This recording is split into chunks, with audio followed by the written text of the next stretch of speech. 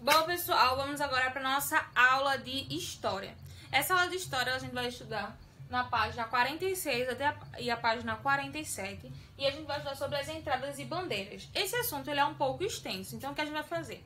A gente, para não se perder aí no meio do caminho, a gente vai estudar metade hoje e a outra metade na próxima aula, certo?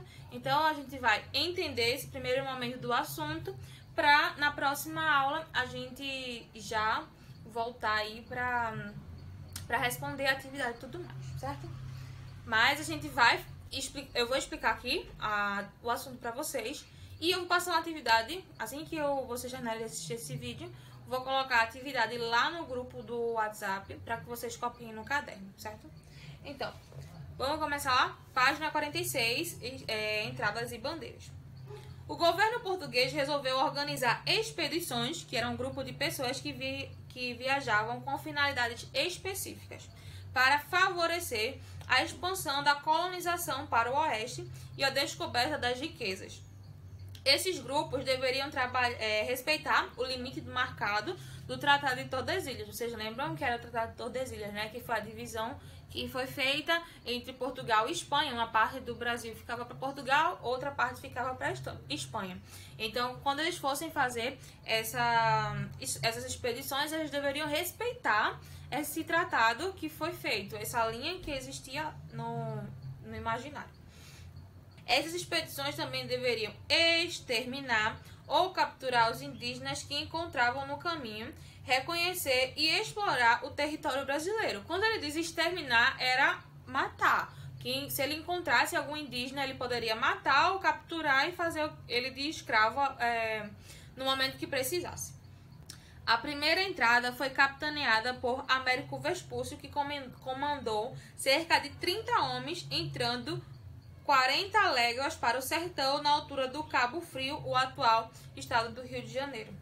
As entradas mais famosas foram as de Marco Azevedo Coutinho, Francisco de Souza, Jerônimo Leitão, Gabriel Soares de Souza, Francisco Espínola, Antônio Dias de Afonso, Belchior Dias Moreira e Pedro Teixeira. Então esses daí foram as principais pessoas que comandavam as entradas.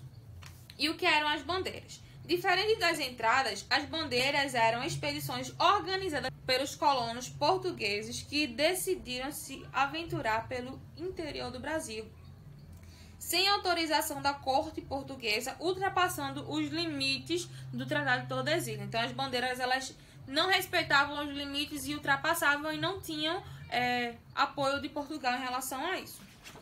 Passando aí para a página 47.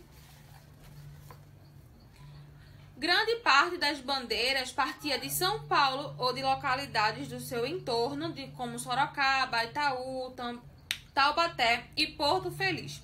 As bandeiras eram compostas por várias pessoas. Existiam pessoas que chefiavam, que eram os capitães.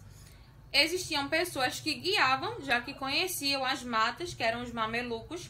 E ainda participavam delas os índios, mansos, negros, padres, mulheres e crianças. Fazer parte das bandeiras não era nada fácil. Muitas delas duravam anos e eram formadas por uma grande quantidade de pessoas.